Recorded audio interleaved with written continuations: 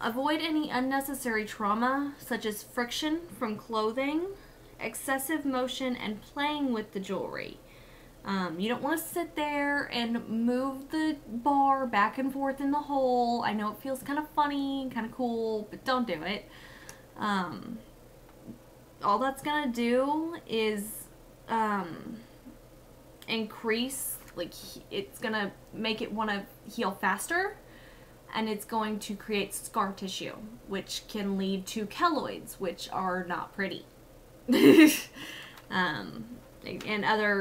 can lead to migration of the piercing and a lot of other complications that I'm not going to go into.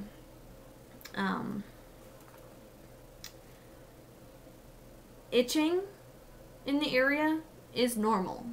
You know how when you get a cut and it's scabbed and it itches, and that itching is a sign of healing? This is going to do the same thing.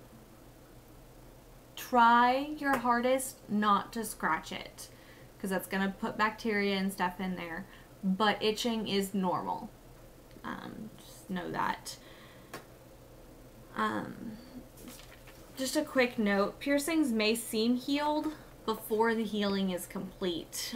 This type of healing happens from the outside in. So the outside can seem healed, but the inside isn't yet. The inside can still be really fragile. The tissue can still be really fragile inside. So just be patient. Let it do what it needs to do. Let it heal completely. This might take some time. Be patient.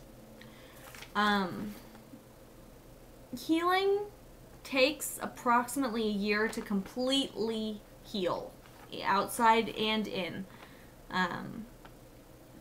You can change the piercing after about 8 weeks, but there needs to be a piercing in there, or there needs to be jewelry in there, or the hole will close up. And the jewelry acts as a plug. Removing it before full healing can cause complications. Improper healing, closing, the hole closing, stuff like that. Now we get to what is really important to Mare. Healing, or harms of getting cartilage pierced with a gun. First of all, guns force a blunt earring through the area being pierced. They just kind of force it through there really fast. This raises your chances of infections, keloids. Keloids are the buildup of scar tissue that kind of looks like a bump. I'll insert pictures.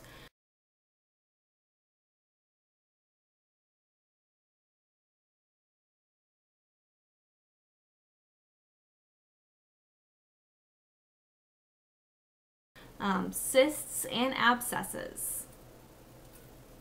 Not good stuff.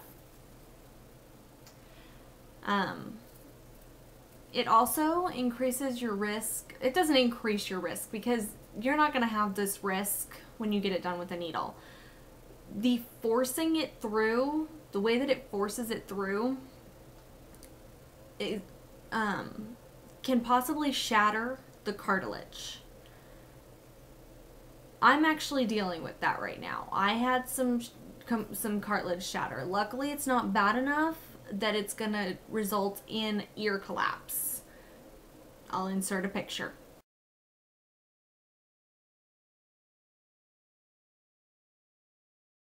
It's not pretty. You don't want it. My ear is still tender, and it's been about 2.5 months since I got it done. That's not normal, and it's because some of the cartilage got shattered. I didn't know that until I went and got it redone by a professional piercer with a needle. But it's not something anyone wants or has to go through. The other reason that piercing guns shouldn't be used for this is that the piercing gun isn't truly sanitized and sterilized. There's no way for it to be completely, truly sterilized. The gun's plastic.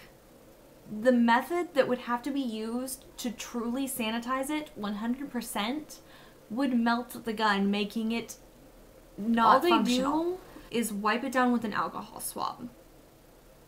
Alcohol swabs, alcohol in general, doesn't kill bloodborne pathogens like HIV and the hepatitis virus.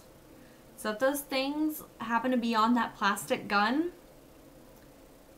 they're going to wipe it down with an alcohol swab.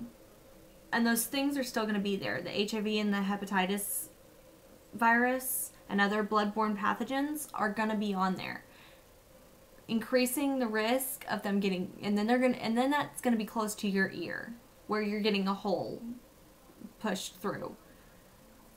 That doesn't seem safe. You're setting yourself up for potential bad things. And because it's not completely sanitized, you have that much more risk for infection. Like I said, when I first got mine done, I got it done with the gun. Within a few days, it was infected, even though I was cleaning it thoroughly, the way that they told me how. Since I have gotten it done with the needle, I have not had any problems. No infection, nothing. It hasn't even been painful. So, and that's my other point, is because the gun is just forcing. It's the same concept of the solid needle versus the hollow needle. The solid needle is just going to stretch the skin. It's kind of the same thing. That gun is going to force this needle, this blunt object, through soft stuff and it's just going to cause the skin to kind of stretch around it. So you're not going to have the same kind of hole. When I got it done with the gun, it hurt a lot. Like, a lot. When I got it done with the needle, it felt like some blood rushing to the area. That's all it was. It got warm really fast. There was no pain. I don't know if that was because there was already an existing hole that he was using. But it didn't hurt at all. So there's the factor of pain. I say that the pain is a great deal less with a needle. There's the factor of risk of infection due to sterilization. I say that the risk factor is a lot less with the needle because it can be properly sanitized and it's only used once and then it's thrown away. Or at least that's how it should be. And there's the factor of cartilage shattering, which can lead to other problems like ear collapse.